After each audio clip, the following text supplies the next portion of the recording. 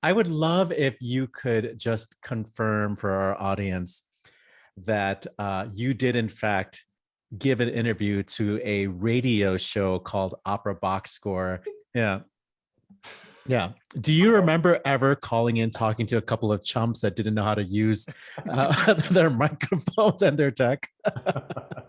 You know what? I try to remember the good times. Okay. On the Dallas Opera Network, you're listening to Opera Box Score. Let's get ready to rumble! Wherever you are, however you're listening, it's America's talk radio show about opera. It's Opera Box Score. I'm Weston Williams, joined this week by Oliver Camacho, Matt Cummings, and Ashlee Hardgrave. All right, one of the original Inside the Huddle guests returns, and this time we have proof. It's Jake Heggie. He's real. Jake Heggie. Oliver, please make sure you are recording. Then in Chalk Talk, it's week 2 of March Madness 2022 when Ashlee and I fill out our portions of the bracket for the winningest composer of the past 400 years. That's hard to say. Minus Mozart, Verdi, and Puccini, of course. Plus, in the 2-minute drill, don't ever heckle one of our Inside the Huddle guests. Hey! I mean it. If you're watching on the Dallas Opera Network, please make sure you subscribe to our podcast to get the full show. On Stitcher or Spotify, you can just click follow. And if you listen on Apple Podcasts, just hit that plus sign. Send a voice memo or email us your hot takes at operaboxscore@gmail.com. You'll get an OBS beer coaster and an OBS lapel pin just for sharing your own hot take. And without further ado, Oliver, were you intimidated? I feel bad for your kids, your future children. This is like, we're going to use this video for DCFS. And Ashlee Hardgrave, hello in San Diego, right? Yes, hello from my hotel room in sunny San Diego. And in the Arkansas sports update that nobody cares about, nobody asked for, the Razorbacks are in the Sweet 16! Yes! And they're playing Gonzaga. Even business travel cannot prevent the prop work. I love it. No, I had to have this for... I had to have it for Thursday's game. So, I mean, they're playing Gonzaga, so, like, we got to keep the hope alive now.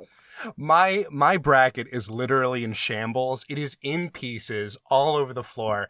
Literally, this is the first time I've been in an office situation where they had a bracket, and I was like, okay, I'm ready. I've been on Opera Box Score for, 4 years now? I can do this. And, like, instantly, half of my team's gone. I don't know what's going on. Please help me. Let's talk some opera. Huddle up. Let's go inside the huddle. So earlier today, Matt and I were able to snag Jake Heggie for just a quick 30 minutes. In Chicago, his show, To Remain, is about to be produced by Chicago Fringe Opera. And since one of our regular panelists has a relationship with Chicago Fringe Opera, he had to recuse himself from today's episode. Hopefully, every week we'll have a guest that is having a relationship with Chicago Fringe Opera. So we never have to see that leprechaun again. But we have this wonderful interview with Jake Heggie, who is here to talk about a difficult opera. It's based on survivors' stories from the Holocaust.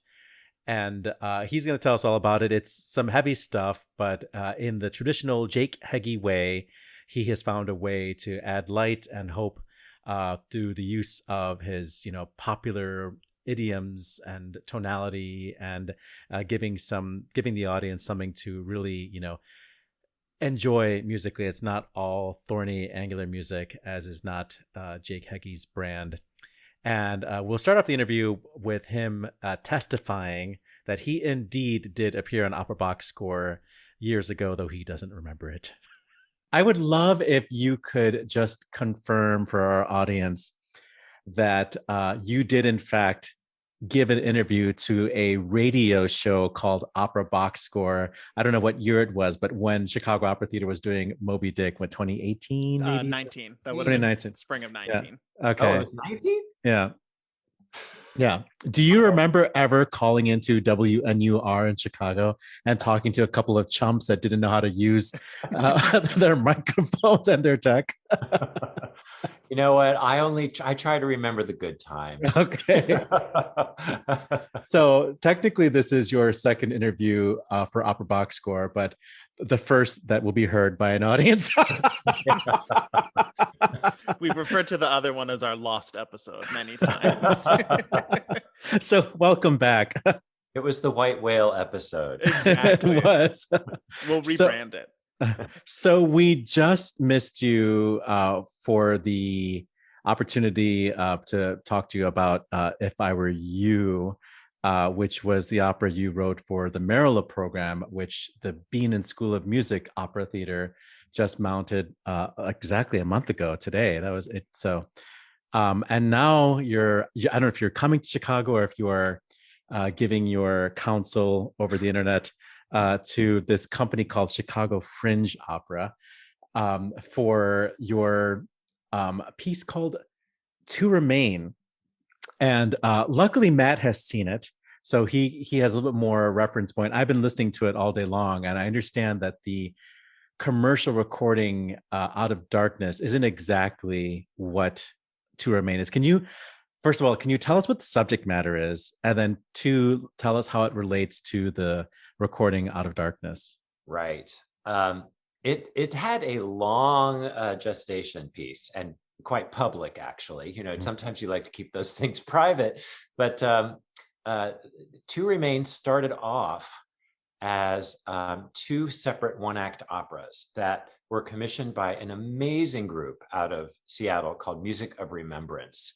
And what this group does, it's about to celebrate its 25th season. And it was founded by a woman named Minna Miller, who's also the artistic director. And Minna wanted to create a chamber group that would perform music that was lost to the Holocaust, composers that perished or were murdered, and their music then forgotten.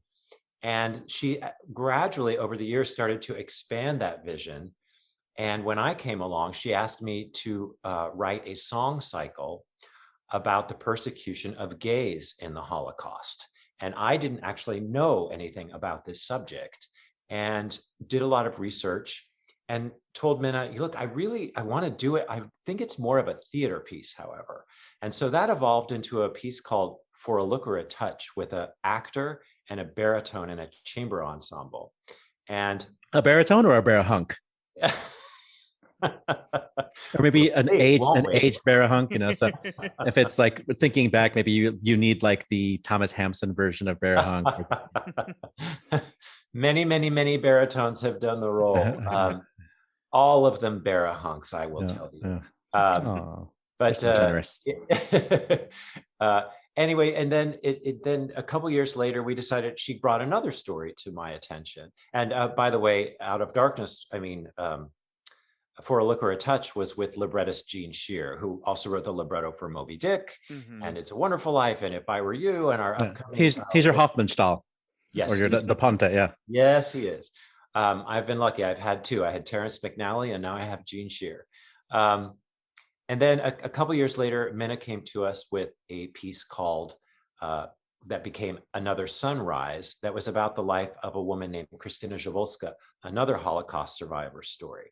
And that was just a one-woman, one-act opera. But Krystyna, to survive in Auschwitz-Birkenau, made up lyrics to popular tunes of the day that people could sing in the camps and give them hope and connection to something, optimistic in the midst of such horror. And so as a subsequent piece, we created a song cycle called Farewell Auschwitz that had her lyrics translated by Gene Shear. And then I set them to some original tunes and then a couple of known tunes. And then we decided, well, we have these three pieces and we made a recording of them. And we thought, well, what are we going to call this bunch of pieces, these two one-act operas and this song cycle? And so we came up with the title Out of Darkness, right? So that is what the recording was. But then we thought people started to want to perform this and it just became, it was a little unwieldy. You have a one-act opera and then a song cycle and then a one-act opera. And so we thought we have to make a cohesive full evening work of this. And so we went to work and we rewrote the first piece, another sunrise, and wove in the songs that Christina wrote to survive in the camp, and added some other characters, and so created a new first act, and then kept For a Look or a Touch basically the same for the second act. And then we called this version To Remain, the number 2, as in 2 people, Christina and Gad. And that's what the acts are called. And so it's this long genesis into this one act piece that I still have never seen in its final version. It was done, when we got to the final version, it was done in Atlanta, at Atlanta Opera. And I couldn't be there, unfortunately. The timing was bad. And so now it's going to be done by Chicago Fringe Opera, and I'm unfortunately not able to be there again. So this is an opera of mine I have never seen. Anyway, that's a long trajectory to tell you how we got to this piece. And it's a combination of very challenging and dark because of the subject matter and the location, but also very hopeful and redemptive, because I like pieces that give you something hopeful to hang on to at the end. So they're 2 ghost stories, 2 dark nights of the soul, about embracing your past and the ghosts of your past. Because if you don't embrace them and learn to live honestly with them, they will haunt you for the rest of your life. And I would love to hear you talk a little bit about how it was that you constructed that kind of sound world with a combination of your original compositions and some familiar tunes. Like, what sort of musical influences were you trying to evoke in recreating such a specific sound world, specific time too? Yeah, the specific time period. Yeah. Well, that's actually a challenge that I love, because I grew up in a household where my dad listened to big band music and great jazz singers, and my mom sort of listened to a combination of pop and country a little bit, and my sisters were into all the rock bands, and I loved musicals, of course, and so all those influences are in my wheelhouse. And so when it came time to do these songs that she was writing and emulating and creating during the 30s and 40s, I was able to emulate the Andrews Sisters for one of the songs, a song called Miss Jutka. And I actually took a Chopin, what is it? Nocturne, Ballade, Etude. Okay. A waltz, the C-sharp minor waltz. Gosh, my poor brain. And I emulated a Schubert song, and then I did an anthem, and a real combination of things that would be influences that people at that time would have known about, and that would sound familiar to them. So really, I think all of them are pretty original. They have influences that make it sound like it's been around, but except for the Chopin, which I took directly from. It's public domain, right? Yeah, exactly. But even it was fun and challenging, and to sort of figure it out, because we don't know what the tunes were that she set. We just have her lyrics. Yeah. But I also needed to make it fit into the sound world of the opera that I was creating. So this is the big challenge of opera. It's like, you don't want it just be pastiche. You want it to be of a piece, so that there's a line, a harmonic, melodic, rhythmic line that takes you from beginning to end, and yet surprises you. Inevitable yet surprising. It's really easy. I don't know why everyone can't do it. No, but even in the second act, the Gad's, I remember hearing a song that felt very big band dance number. I think it's called Golden Years. Is that Golden Years? Yeah. So I'm assuming Chicago Fringe Opera, that's going to be like a big dance number, and all the male chorus is going to come out, like Chippendale style. I don't know, in a Holocaust drama, if the Chippendales dancers will come out, but okay, I'll leave that to you. I don't know what they're planning.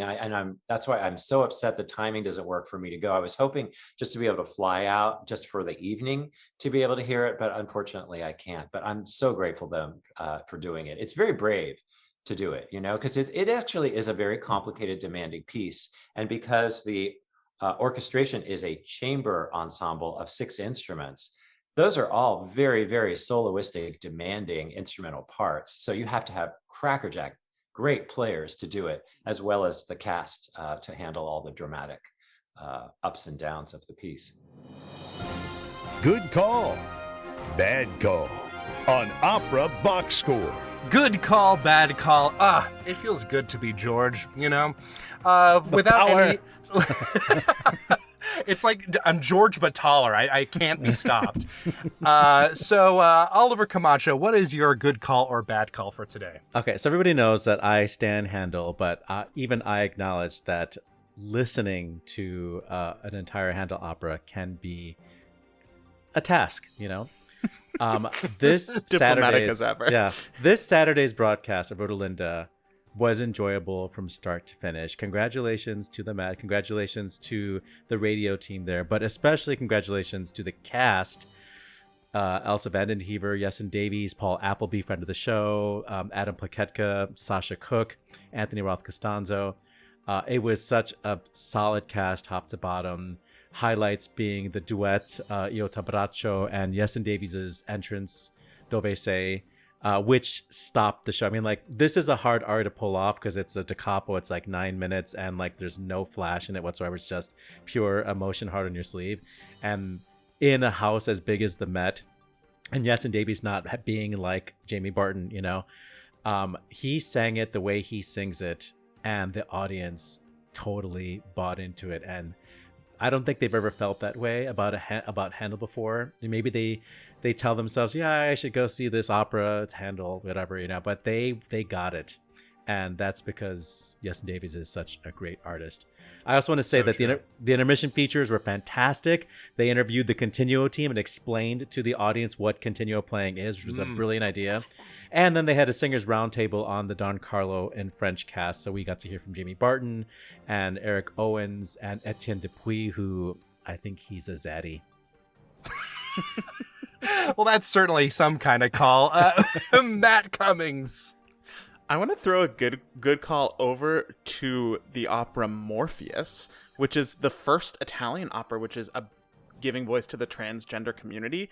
It's one of the 3 finalists of the Opera Factor competition, and it's going to be performed in early April for the very first time. The piece sounds incredibly cool, evoking myths of Orpheus and Eurydice and metamorphoses. It's for baritone, mezzo-soprano, and chamber ensemble, and let's all hope that this is not the last time that this opera is performed. Ashlee Hardgrave. In the spirit of giving recommendations in other areas of pop culture, and also, you heard it here first, stay tuned. I have to tell everybody about the magic that was the play Goodnight Oscar, which is currently there in Chicago at the Goodman Theater. I'm pretty sure they're prepping it for Broadway based on sort of who's cast and the fact that Chicago is often the breeding ground for things that go to Broadway. This is a telling of a story about Oscar Levant and his appearances in 1958 on the Jack Parr Show. It stars Sean Hayes, who we all know from television and many other things, and he plays Oscar Levant. He's also an accomplished classical pianist, so you get a musical component in the middle of this really acerbically witty play. The writing from Doug Wright is some of the best playwriting I've seen in the last few years. It's a really moving story about behavioral health and the stigmas that surrounded it in the 1950s. I cannot say enough good things about it. As soon as you have the opportunity to be anywhere near a production of Goodnight Oscar, go see it. I have a good call and a bad call because George isn't here and he can't tell me what to do. My bad call, of course, is the 4,000 books getting damaged at the Bayreuth, in the Bayreuth basement. Apparently, there was some sort of issue with the plumbing. They're not sure if it was human error or if the pipe just broke, but somehow a whole bunch of historic manuscripts got wet. And let me tell you, as someone who has a few of his own, every time you see a book that's that old, get even like a hint of moisture nearby, you have a heart attack. It is visceral to me. I hate it so much. But luckily, I have a good call to balance out that terrible call, and that is the fact that on April 1st, PBS's Great Performances will be showing Fire Shut Up in My Bones, the New York Metropolitan Opera production. I'm very excited about that. I think this is one, like I said earlier in the show, this is really a benchmark of what I hope 20th century opera will become. More diverse voices, more accessibility for these works and for these voices going forward, and I'm just really excited to see it in person on Friday. Oh, look, another good call from me. George, you can't stop me. That is it for this week's edition of America's Talk Radio Show about opera. Our announcer is Norm Woodel, who can be found at normwoodel.com. If you're watching via the Dallas Opera Network, make sure you subscribe to our podcast to get the full show. On Stitcher and Spotify, you can click follow, and if you listen on Apple Podcasts, just hit that plus sign. Send a voice memo or email us your hot takes at operaboxscore@gmail.com. You'll get an OBS beer coaster and an OBS lapel pin just for sharing your own hot take. Our creative consultant is Oliver Camacho. Our audio and video editor is me. And for our guest, Jake Heggie, if nothing bad has happened by the time we post this, and for your co-hosts, Matt Cummings and Ashlee Hardgrave, I'm Weston Williams, asking you to continue the conversation about opera as you help us search for opera's most wanted man. We're back with an all-new show next week when Oliver does what he was born to do, judge us. Plus, you get more opera headlines, more hot takes, and more moisture-induced heart attacks. Join us.